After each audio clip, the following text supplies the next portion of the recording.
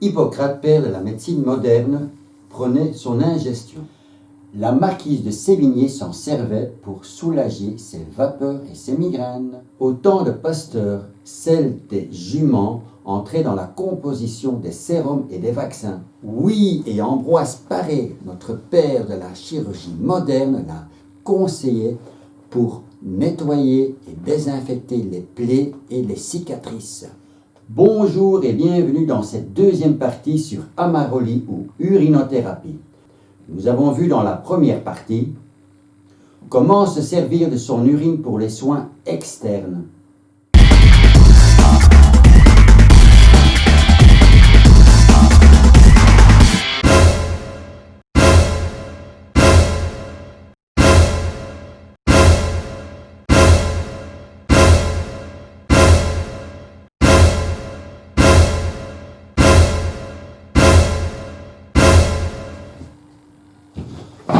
Oh là, on se calme, on se prend une petite tisane et on respire. Je vais tout vous expliquer. Après, vous y verrez beaucoup plus clair. Et pour certains d'entre vous, d'ailleurs, cela coulera de source et vous n'aurez plus qu'à y goûter. Passons donc tout de suite, sans attendre, et comme promis, à la pratique. Ceci est mon urine.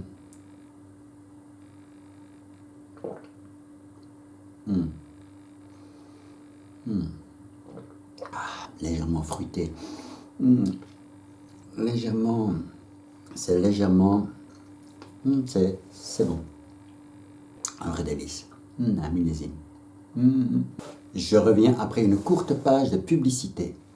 Mais non, je rigole. Humour jaune. Ha ha ha. Ok, on redevient sérieux maintenant. Ça suffit maintenant. À votre santé. Certains n'aiment pas en vouloir un petit coup? Même. Arrête, on passe aux questions-réponses. Yeah! Amaroli est le nom donné à la pratique qui consiste à boire une partie de son urine pour être en bonne santé et pour soigner le corps et l'esprit. En Occident, elle est appelée urinothérapie ou auto-urine-thérapie. L'usage religieux de l'urinothérapie est documenté dans un vieux texte sanskrit daté de 5000 ans, qu'on appelait le Damar Tantra, dans lequel la pratique s'appelle Shivambu, Kalpa ou Amaroli. Et vous, aimeriez-vous boire le nectar de l'immortalité?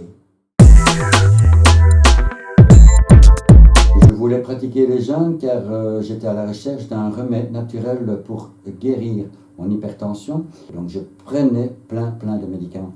Et c'est dans ce but-là que je cherchais un remède naturel pour arrêter tout ça. Et c'est un jour, donc en cherchant sur le web, que j'ai découvert une petite phrase assez étrange qui m'a interpellé tout de suite, qui disait tout simplement « Je pratique Amaroli, et toi ?» Je me suis mis tout de suite à la recherche d'infos. J'ai tapé Amaroli dans Google. Et c'est là que j'ai découvert et qui cherche, qui trouve. Voilà, et je venais de découvrir sans le savoir l'élixir de jouvence. Voici quelques ouvrages très intéressants. Certains sont en français et d'autres en anglais.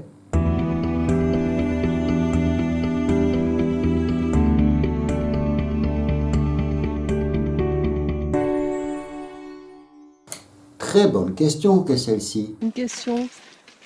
Qu'est-ce qui vous a poussé à boire votre propre urine? Je dirais tout d'abord la curiosité et en même temps cette terrible envie de se dépasser, d'oser abattre ces fameuses et franchir ces fameuses barrières psychologiques que votre éducation a construites.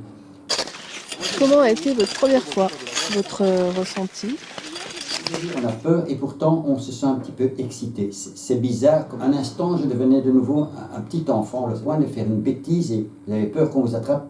C'est un peu ça. Donc j'avais toujours que... Vous savez, quand on est petit, on est pollué par les on-dit des adultes, tu ne peux pas faire ceci, tu ne peux pas faire ça. Donc toute notre vie d'ailleurs, on apprend aux enfants que pipi, caca, c'est sale et que c'est dégoûtant. Et qu'il ne faut surtout pas y toucher. C'est une grossière erreur qu'on va essayer aujourd'hui de rectifier. Pourtant, il faut savoir qu'une fois que l'on a franchi cette étape, on ne veut plus revenir en arrière. Quand on était petit, on avait des rêves qui étaient forcément inaccessibles à cet âge-là.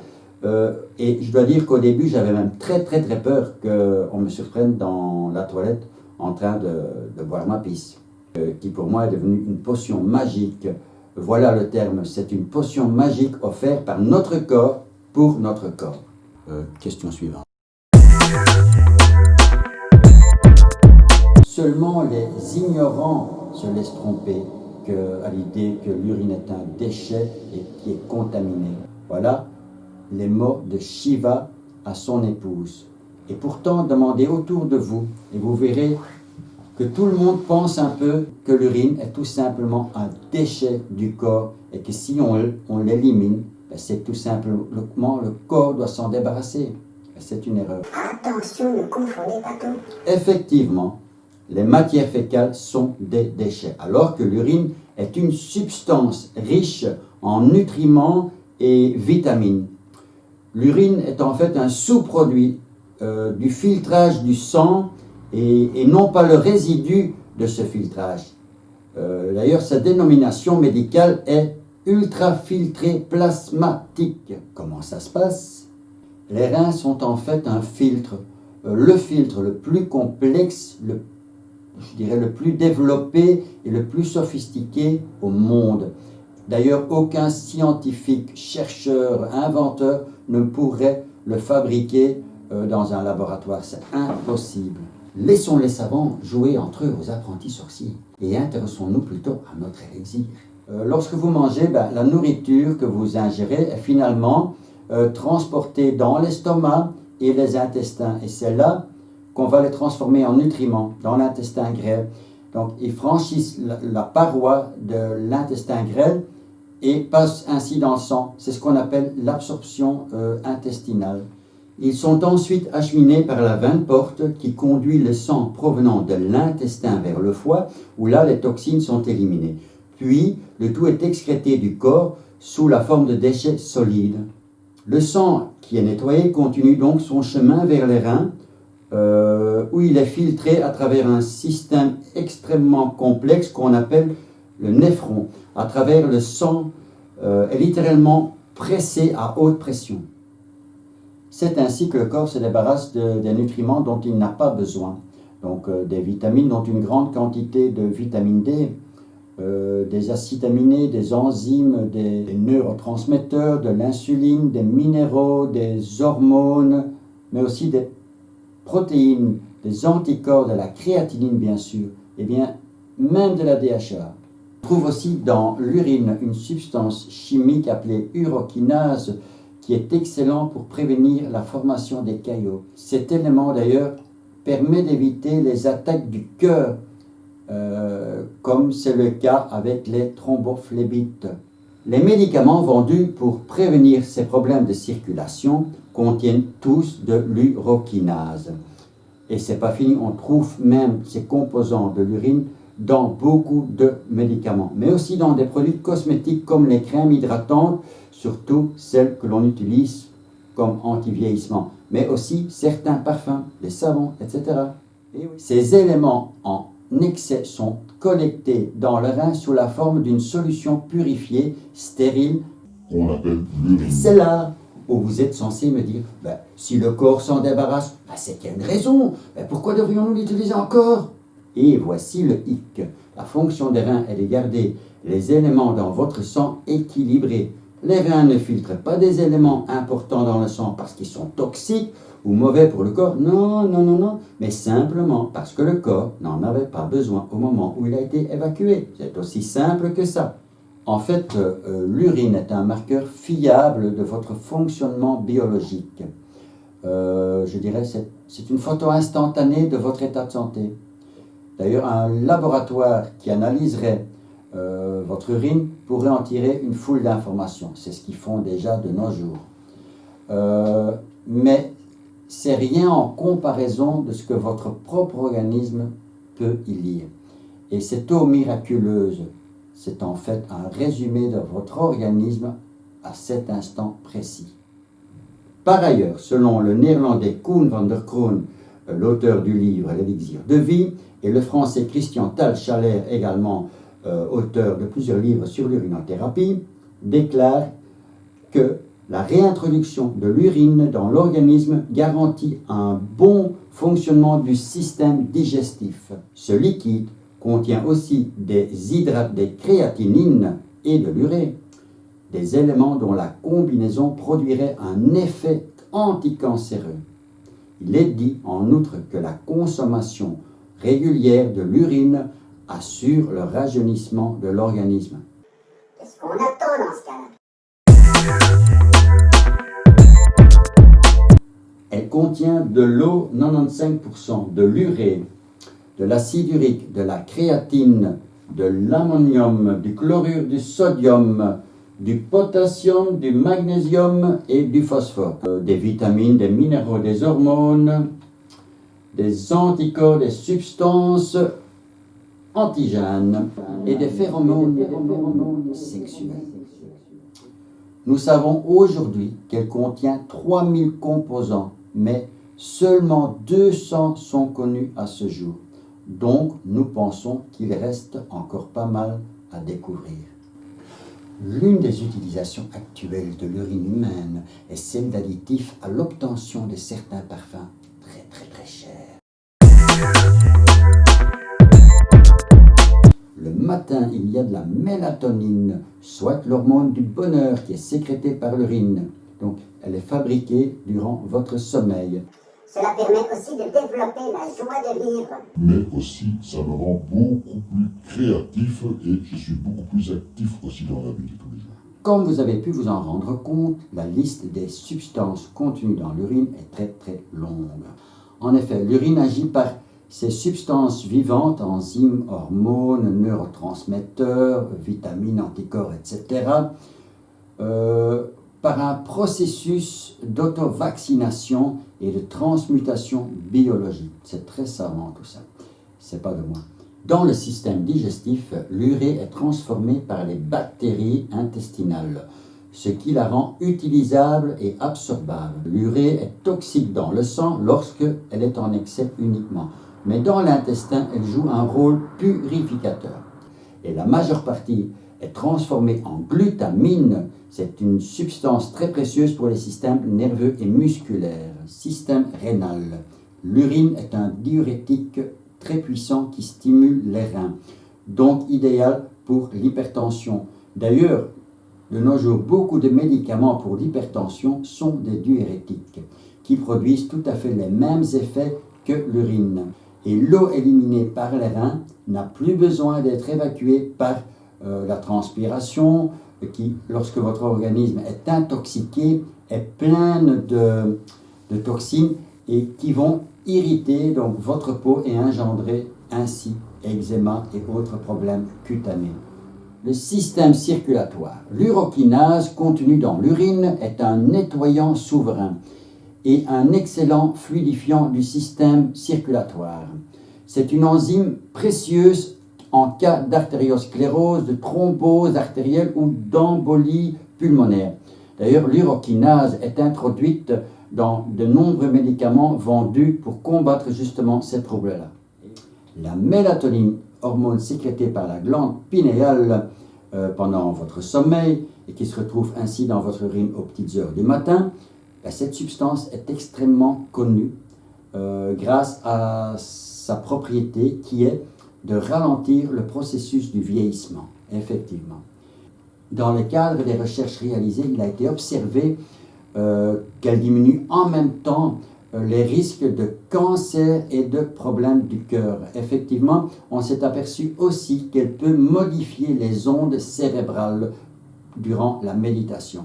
Mais aussi, dans l'urine, il y a de la DHEA, un stéroïde sécrété par les glandes surrénales, dont les propriétés de régénération sont très connues. La DHEA stimule le développement de la moelle osseuse et accroît ainsi sa production de globules rouges. Elle est connue pour ses propriétés anti-vieillissement et surtout pour son action contre l'obésité et l'anémie.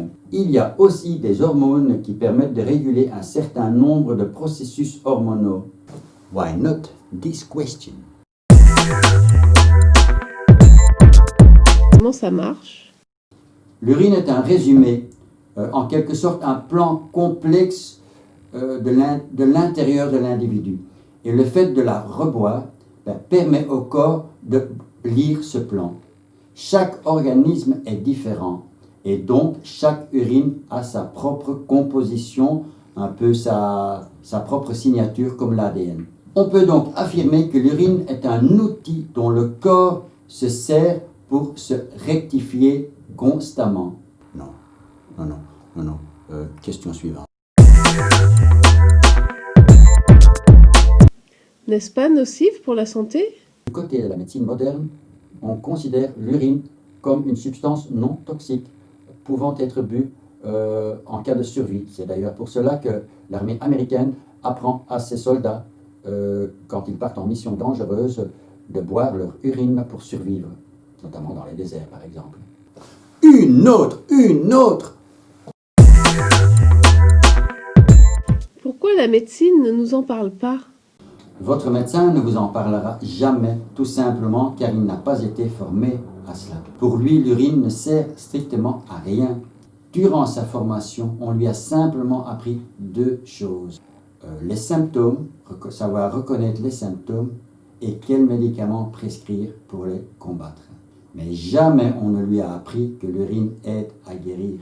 Vous pensez bien que ce serait prêcher contre leur propre chapelle. Et puis n'oublions pas que ce sont les industries pharmaceutiques qui aujourd'hui commandent tout. Ce sont eux qui décident quand et quoi prendre. Passons maintenant à la question de Madame Véronique. Et pourquoi n'est-ce pas plus répandu dans le monde? Malheureusement, peu d'études sont publiées sur les vertus thérapeutiques de l'urine, et cela en raison d'intérêts pharmaceutiques.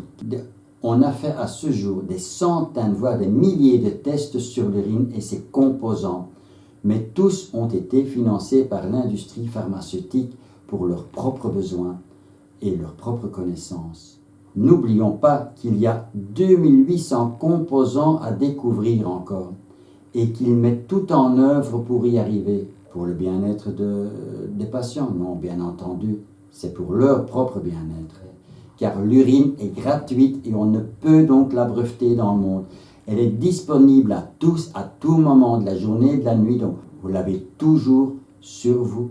Personne n'est jamais mort d'avoir bu sa propre urine, alors que chaque année, 34 000 personnes meurent uniquement en France à cause des effets secondaires des médicaments.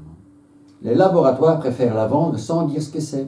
Pendant des années, des pays qui produisaient de l'urokinase à base d'urine humaine se sont fait énormément d'argent avec cette substance très utile, d'ailleurs pour dissoudre les caillots sanguins. Parallèlement, d'autres produits à base d'urée synthétique sont fabriqués par différentes multinationales pharmaceutiques, il faut le dire, qui en retirent d'énormes bénéfices qui se comptent en millions de dollars. Fallait penser à celle-là, hein? Mais ça doit être dégoûtant à boire. Alors là, je vois déjà vos grimaces. Vous vous dites, mais c'est une horreur, c'est dégoûtant. Non, rassurez-vous, cela n'a pas le même goût qu'un jus de pomme ou un jus d'orange, mais c'est pas non plus une torture. Il y a pire dans la vie, pour une toute première fois. Et pourquoi faire le faire les dégoûter devant votre propre urine, alors que devant un sirop ou un comprimé dont vous ne connaissez absolument pas les composants chimiques, là, vous l'avalez tout simplement sans broncher. Vous trouvez ça normal?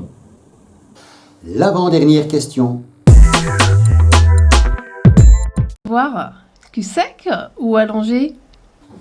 Nous avons vu qu'il était conseillé de boire sa première urine du matin parce qu'elle contenait pas mal de mélatonine, mais il faut avouer que son goût est beaucoup plus fort que les autres dans la journée. On laisse tout simplement couler la source dans un verre et on boit sec. Enfin, cul sec. Il ne faut jamais stocker son urine avec l'intention de la boire, car là, elle ne serait pas bonne du tout à boire. Pour ceux qui débutent ou qui ont peur, je conseille toujours de commencer tout doucement, c'est-à-dire vous prenez votre urine, vous prenez une petite cuillère à café, quelques gouttes selon votre choix, et vous le mélangé à un jus d'orange ou à un jus de pomme. Et vous verrez, verre après verre, vous vous sentirez bien, car même à des petites doses, l'urine fait déjà ses effets. Et la toute dernière question, voilà. Qui sont ces illuminés qui boivent leur urine? C'est vous, c'est moi, c'est eux. En Chine, au Japon, en Inde, aux USA, en Allemagne, aux Pays-Bas, en France, un peu partout dans le monde. Nous sommes déjà plusieurs dizaines de millions à travers le monde à pratiquer Amaroli. Ça va de l'ouvrier agricole jusqu'au chef d'État. En effet, l'ancien Premier ministre indien Morarji Desai, je crois, a étonné le monde quand il a déclaré, quand il a avoué qu'il buvait tous les jours un verre de son urine. Et il est mort à 99 ans. Rassurez-vous, le monde est en train de changer. Et grâce à Google, YouTube, Facebook, qui sont des formidables outils, petit à petit, l'homme prendra conscience qu'il y a d'autres moyens naturels de se soigner. La plupart des médicaments peuvent être remplacés par des remèdes naturels. Mais est-ce que les gouvernements, de plus en plus dirigés par les grandes entreprises, dont notamment les pharmaceutiques, nous laisseront-ils l'occasion de pouvoir encore les utiliser longtemps? Je l'espère. En tout cas, je suis certain d'une chose. Jamais, jamais ils ne pourront nous empêcher de pisser dans un verre et de boire ce verre. À votre santé. Oh, elle est vide. Je m'en vais. À bientôt. À bientôt pour une autre vidéo consacrée cette fois-ci au sevrage des benzodiazépines. Vous savez, les benzodiazépines sont ces fameuses petites pilules colorées, jaune, vert, bleu, rose, que le médecin vous donne quand vous lui dites « Docteur, je ne sens pas bien, j'ai des angoisses, je suis un petit peu tendu, vous n'avez rien pour m'aider ?» Et là, il vous donne les fameux alprazolam, bromazépam, diazépam. Non, vous ne voyez toujours pas. Si je vous dis Lexomil, Xanax, Valium, oui, ça vous connaissez mieux. Mais ce que votre médecin ne vous a pas dit, c'est que vous ne serez plus jamais détendu, car pilule après pilule, vous y serez accro. Et gare à vous si un jour vous oubliez de prendre votre pilule, car là, vous serez vachement tendu. À bientôt.